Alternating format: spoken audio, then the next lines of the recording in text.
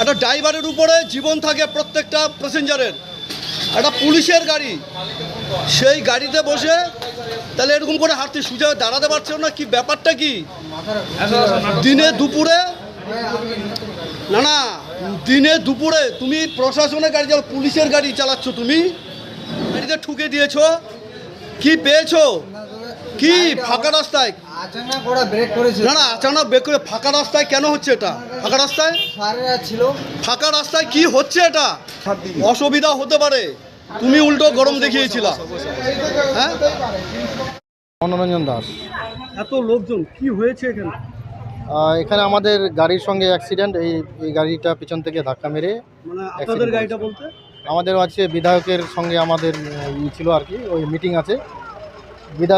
বিধায়কের আমি হচ্ছি কি আচ্ছা হেমতাবাদ বিধানসভা। কোন গাড়ির সাথে কোন গাড়ির এই ঘটনাটা হলো? আমাদের হচ্ছে ওয়াগনার, আর পিছন থেকে মেরেছে স্করপিও। স্করপিওটা কাদের গাড়ি? কারা এটা যাচ্ছে? অ্যাকচুয়ালি সিআরপিএফ ছিল, সেন্ট্রাল ফোর্স ছিল। তো মানে এমনি কি ক্ষয়ক্ষতি হয়েছে?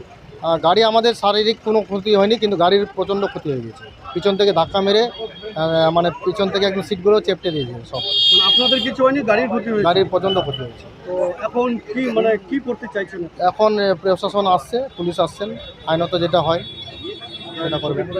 কোথায় যাচ্ছিলেন? আমরা আমাদের এমএলএর বাড়ি থেকে, মানে বারদুয়ার থেকে আমরা হেমতাবাদে যাচ্ছিলাম। না না না না না, ওনারা অনেক একটু পরে আসছেন। ওরাও হলো কি করে? সামনে দাদা গরু ছিল একটা, ওই গরুকে দেখে সামনে আমাদের সামনে একটা গাড়ি দাঁড়িয়েছিল, আমরাও ওই গাড়ির সঙ্গে দাঁড়িয়েছিলাম, পিছন থেকে পরে এটা গাড়ি আসে ধাক্কা মেরেছে।